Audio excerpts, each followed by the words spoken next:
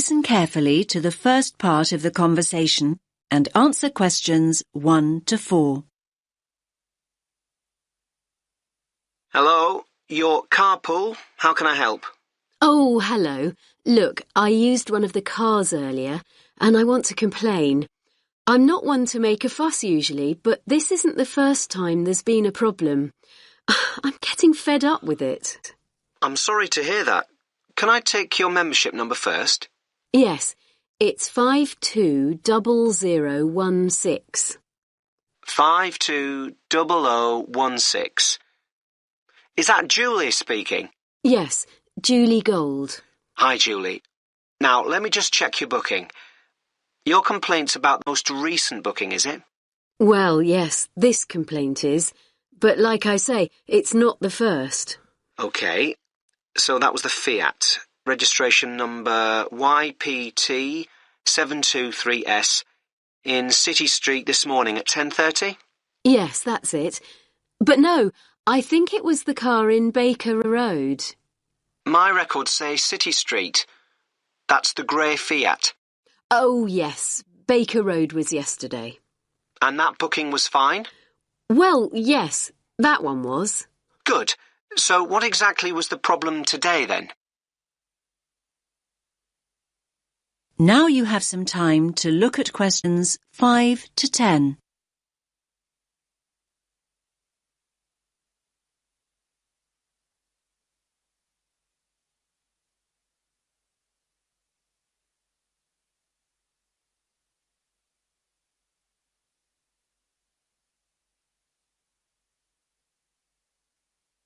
Now listen to the rest of the conversation and answer questions 5 to 10. OK, I went to pick the car up and it wasn't in the parking bay. I was in quite a hurry and I have to say it was very stressful. Of course, I thought somebody else still had the car out. Anyway, I was about to phone when I saw the car on the other side of the street about 100 metres down. Can't you make it clear to users that they have to park the cars back in the bays? Well, yes, we do. If I had to guess, I'd say that the previous user left it there because the bay was occupied. We'll phone to check and find out, but that's the most likely explanation. But people aren't supposed to be occupying the parking bays, are they? Well, no, but they do. They usually think it's okay to park for a few minutes. Well, in that case, shouldn't members wait until somebody comes back to get their vehicle?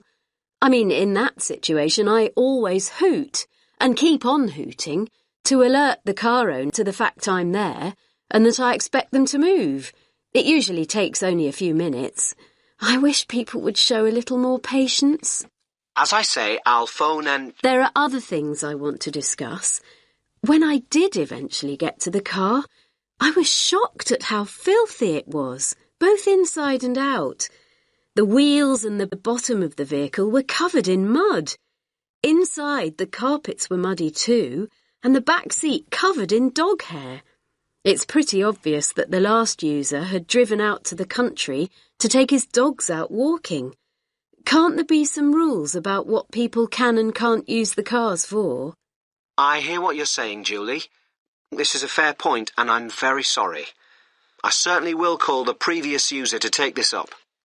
And make sure that the cars are given a decent valeting every so often.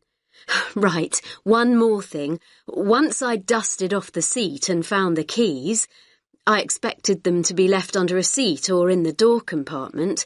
I finally started up the engine. I was dismayed to see how low the fuel gauge was. This has been the case before, and it's really annoying. I thought the membership regulations state quite clearly that it's the driver's responsibility to fill up when the gauge goes below the quarter full mark. Am I right? Yes, that is what we say. So how come I had to sort that out before I could get on with my journey? Look, I think all things considered, we'll compensate you for your experience today. How does that sound, Julie? Are you going to scrap the payment for today's booking? Well, I could do that, but now the booking's on the system, it's complicated. I'd rather offer you complimentary hours. Today's booking was for 4 hours. So we'll say you have 4 hours of uncharged usage taken off your next bill. But what if my next booking is for less than 4 hours? Don't worry. The booking will not be charged and the remaining amount will automatically go forward to the booking after that. All you have to do is key free hours into the comments option when you make the booking online. OK. I guess I should say thank you, but I'm still very cross. That is the end of section 1. You now have half a minute to check your answers.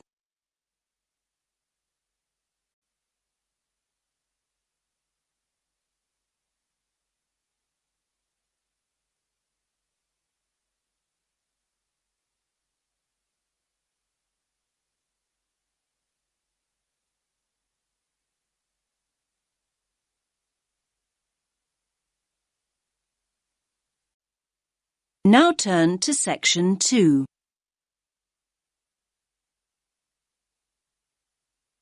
You will hear a man talking to teenagers about archery.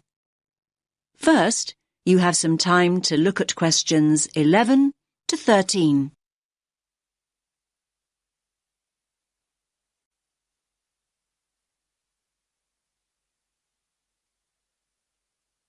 Listen carefully to the first part of the talk and answer questions 11 to 13.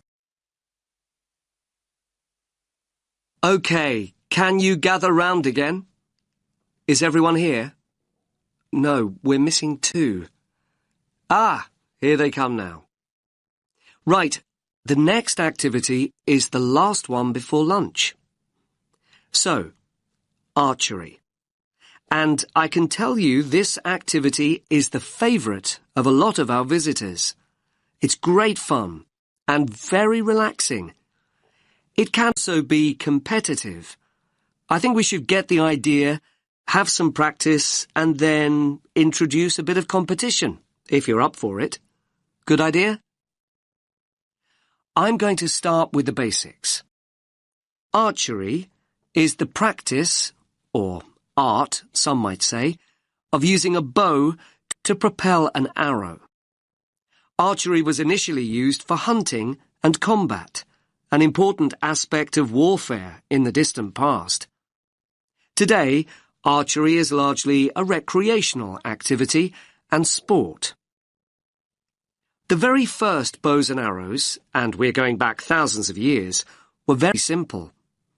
The bow was straight, but bent into a curve when the string was pulled back. The further back the string was drawn, the greater the tension, and the faster and further the arrow flew. Later, bows were designed to be curved. This meant there was an existing inbuilt tension, and the archer, that's you in a few minutes, exerted less energy drawing back the string. When curved bows were not in use, they were unstrung. That means the string was taken off, so that the bow was not left in a state of tension. I think it's interesting that almost every culture had bows and arrows at some point during their development. Of course, we've all seen Native Americans with bows and arrows in the movies, but the very oldest bows originate from Scandinavia and Northern Europe. The use of bows and arrows died out with the invention of firearms, though I must point out that the earliest gunners were far less efficient than an expert archer. Archery as a recreational activity started to become popular not long after that. Anyway, that's enough history. Do go online, though, if you want to know more. Now you have some time to look at questions 14 and 15.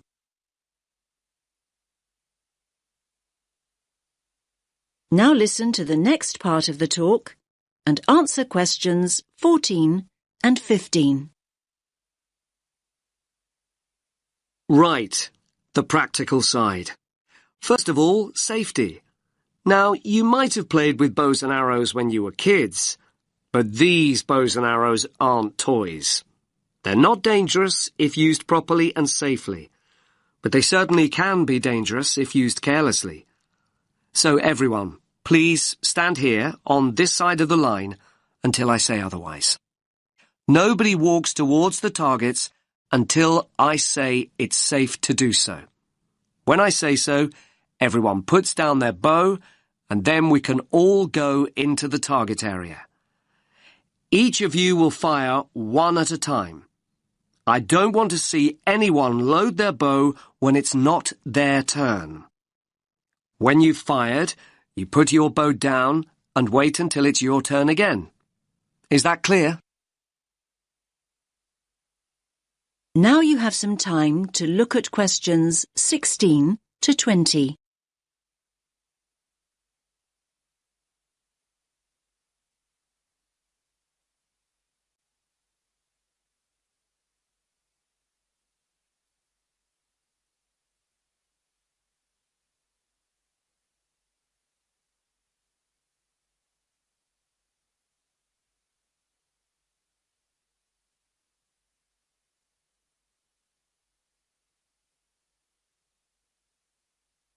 Now listen to the rest of the talk and answer questions 16 to 20.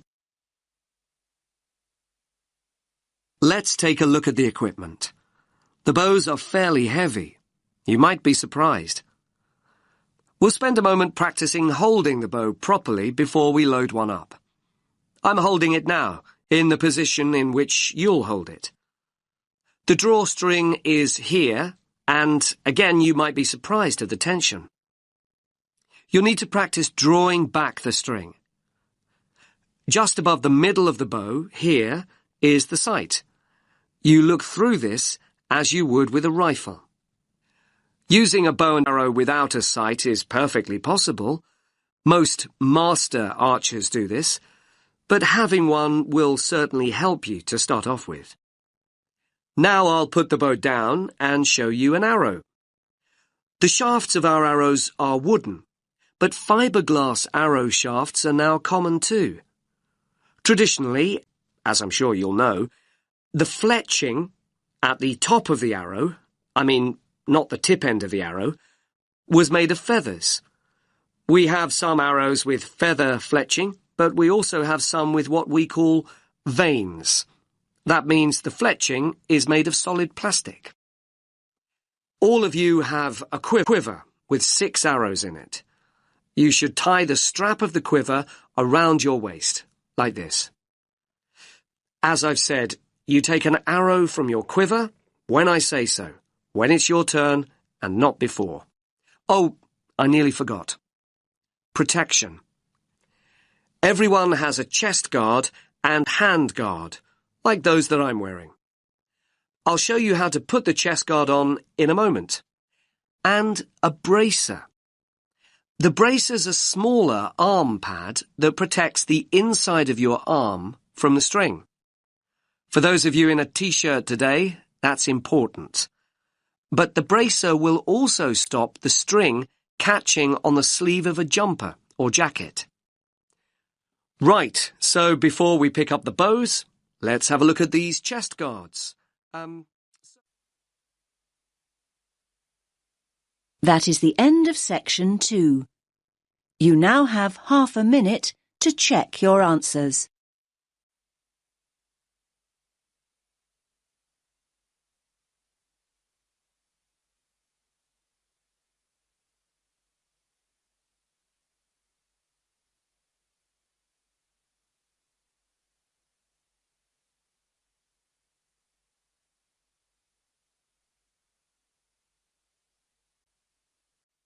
Now turn to section 3.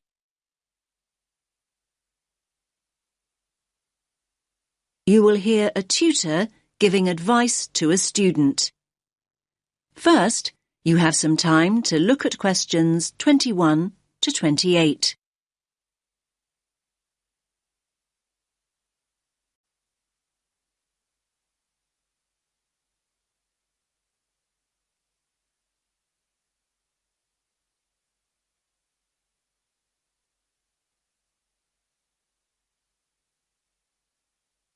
Listen carefully to the first part of the conversation and answer questions 21 to 28. Hi, Leo. What is it you wanted to ask me about? I'm worried about the exams. I don't mean if I pass them or not. I mean about revising. I don't think I know how to revise. I mean, every time I start looking back over my work, I just switch off. I can't concentrate. I don't think you're the first student that ever said that, Leo. Hmm. Are you revising at the right time? I mean, are you leaving it until too late at night, when you've got no energy left? It's hard to achieve anything when you're exhausted. No, not really. It doesn't seem to make any difference what time it is. Well, are you worrying too much about the subjects you feel you're not very good at? I mean, are you revising only what you find difficult? I guess I am doing that. Isn't that the best approach to revision? Not necessarily.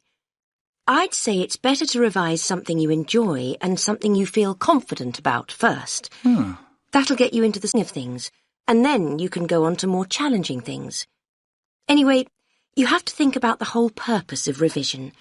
Is the objective to do as well as you possibly can in your strong subjects, or to bring your weaker subjects up to an acceptable level? I'm not sure I see the point of revising what I think I'll pass anyway. But revising a stronger subject might mean getting an A grade rather than a B. That might be more rewarding and beneficial in the long run. You might look back and feel a greater sense of pride in getting a couple of A grades than you would about scraping through 3 or 4 other subjects. Yes, I see what you're saying. I hadn't thought about it like that before. I'm not saying that that's what you should do. I'm trying to help you see the possibilities. Yes, I see that. Do you think I should accept that there are 1 or 2 subjects I'll fail and just forget about them? Oh, I wouldn't want to give you that advice. I think you should go into each of the exams at least hoping for a pass grade. My advice would be to set a time limit on how long you'll spend on each subject. You may want to spend a little longer on the subjects you find most difficult, but not an excessive amount of time. Yes, thanks. That's helpful advice. Do you have any more tips about how to go about the actual studying? I mean, how can I keep focused? Well, what sort of learner do you think you are? What do you mean? Well, if you're a visual learner, you like seeing things. From what I know of you, I think you probably are a very visual learner. So what does that mean in terms of revising? You probably learn best with images or diagrams. You could try organising information into tables or flowcharts. I do sometimes make mind maps. Good idea. I think mind maps can really help you organise your thoughts. And another thing, have you thought about revising with other students? I didn't think that would be a good idea. I mean, if I can't concentrate by myself, I certainly wouldn't be able to concentrate when there's another person there to distract me. Now you have some time to look at questions 29 and 30.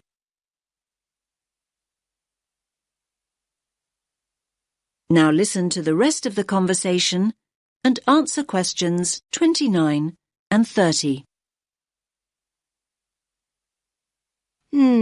That probably isn't true. Another person might help you focus. Lots of students get together with a friend, sometimes in groups, to revise. They usually work out some sort of structured procedure. OK, I'll think about it. I guess with a friend you could test each other.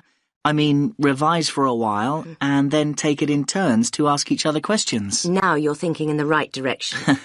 You could also write short summaries or essay introductions, say, and then read and comment on each other's work.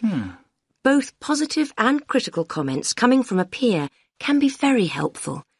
There are all sorts of collaborative strategies and, apart from anything else, having company is so much nicer than struggling through alone. OK, you've given me a lot to think about. Thanks for your time. I feel much more positive than I did. I'm really glad to hear that. Coming to see me in the first place was very sensible. Do come back and tell me how things are going in a couple of weeks. That is the end of section 3. You now have half a minute to check your answers.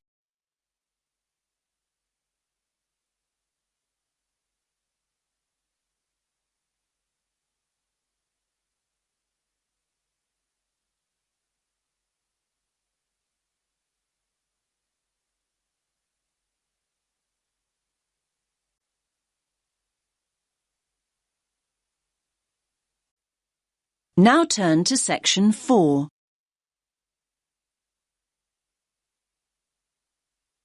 You will hear part of a lecture about the film director Alfred Hitchcock. First, you have some time to look at questions 31 to 40.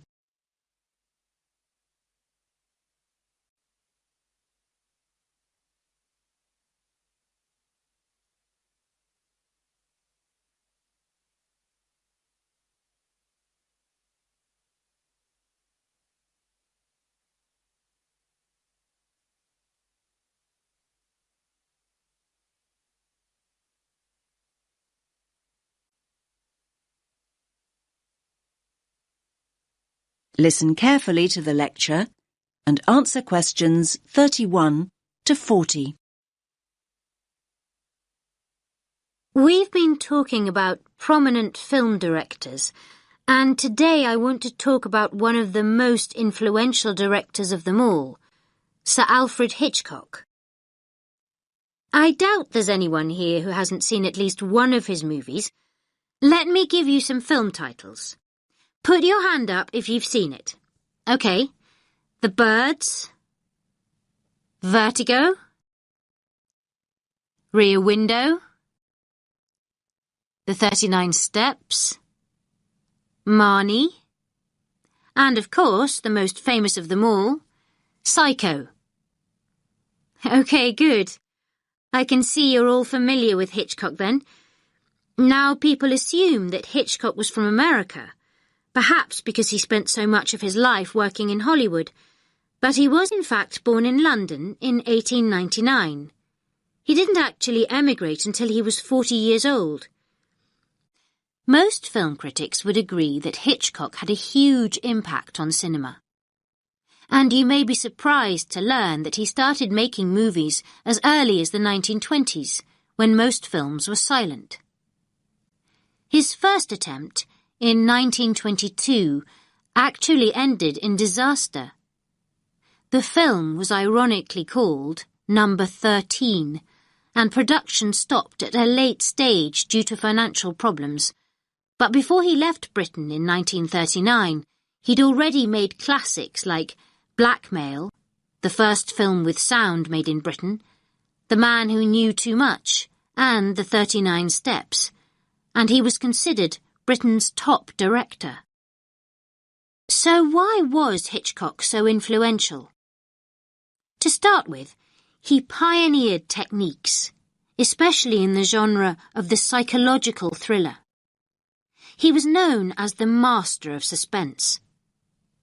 During a career that spanned more than half a century, Hitchcock created a distinctive, perhaps unique style. One of his innovations was to use a camera the way a person watching would. This gave filmgoers the sense that they were voyeurs rather than just viewers.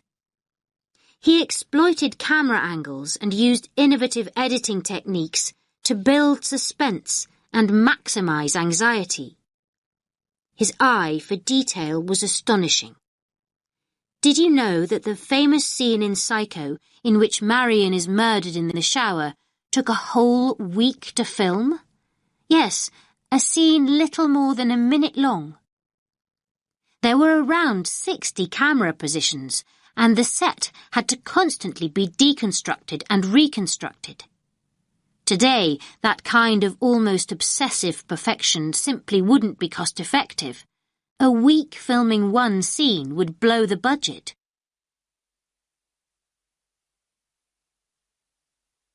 So what were Hitchcock films about, and who were some of his typical characters? It would be wrong to say that Hitchcock made horror movies, suspense movies or psychological thrillers, but not horror. Hitchcock rarely showed acts of violence. The effort went into building up tension, creating a sense of unease. The viewers know that something terrible is going to happen. They don't need to actually see it. Although his stories feature psychopaths, murderers and fugitives on the run, the real strength of his work is the complex examination of his characters. His movies borrow many themes from psychoanalysis, so it's not surprising that his masterpiece is called Psycho. However, a recurring theme in Hitchcock's stories is the twist ending. That's when the story ends in the way viewers least expect it to. I mean, the good guy turns out to be the bad guy, for example. Think of Psycho. It's the element of surprise that makes the end so creepy. Now, Hitchcock's movies feature many other elements of surprise. Daring elements, in fact. Again, I'll refer to Psycho. Marion is the principal character, and it is her that the viewer relates to and empathizes with. Marion has stolen money, and the viewer wants to know if she will get away with her crime or be caught and punished. Suddenly, a third of the way into the story, Marion is murdered and the entire dynamic changes. The original storyline is put on hold and a whole new story begins. No longer able to identify with Marion, the viewer begins to empathize with the new principal character, and that, of course, is the murderer, Norman. In this way, Hitchcock manipulates the audience into seeing the story from a whole new perspective.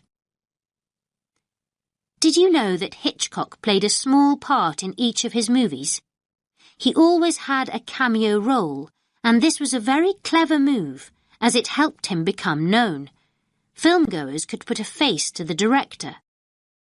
Some might even say that before Hitchcock, the director was a far less significant individual in the filmmaking process.